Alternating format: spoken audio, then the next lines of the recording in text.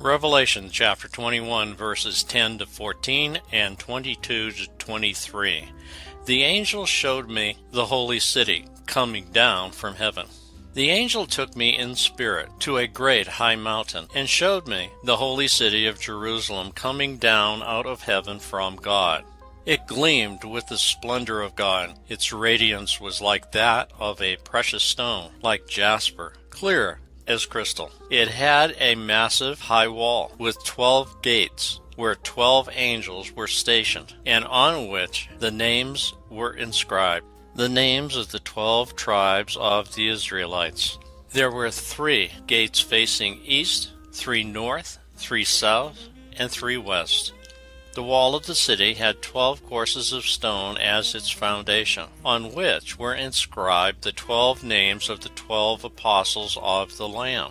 I saw no temple in the city, for its temple is the Lord God Almighty and the Lamb. The city had no more need of sun or moon to shine on it, for the glory of God gave it light, and its lamp was the Lamb. The last time we heard from this angel, he brought a vision of destruction of Babylon, the great harlot. It is extraordinary that in chapter 17 verse 1, the invitation of the angel is, "Come, I will show you the judgment of the great harlot." In chapter 21 verse 9, the invitation is, "Come, I will show you the bride, the wife of the Lamb." By using nearly the same line in chapter 17 verse 1 and 21 verse 9, John shows the contrast between Babylon the harlot and the new Jerusalem, the bride.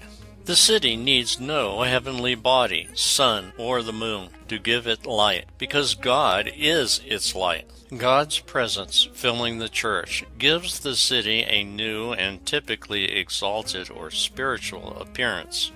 John chapter 8 verse 12. Jesus spoke to them, saying, "I am the light of the world.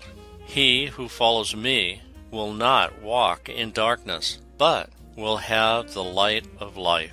John alludes to a perfect link between God's people in the Old and New Testaments.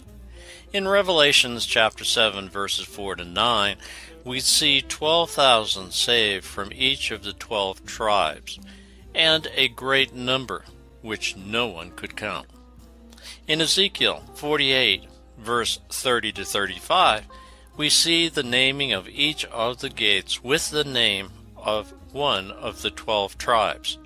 In Exodus 28 verse 17 to 21, we see the 12 stones mentioned as symbols for each one of the 12 tribes. There are 3 gates on the east. The east is the place of the rising sun and the beginning of day. These gates could represent the way into the holy city of those who find Christ in the early days of their lives. There are 3 gates on the north. The north is a cold land with a certain chill to it.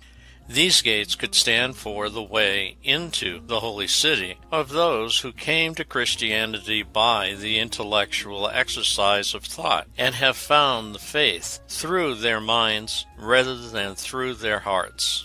There are 3 gates to the south. The south is the warm land where the wind is gentle and the climate soft. These gates could stand for the way into the holy city of those who have come to Christ through their emotions, whose love ran over at the sight of the cross. There are 3 gates on the west. The west is the land of the dying day and the setting sun. These gates could stand for the way into the holy city of those who come to Christ in the evening, the last days of their lives. Revelation 21, a wonderful future.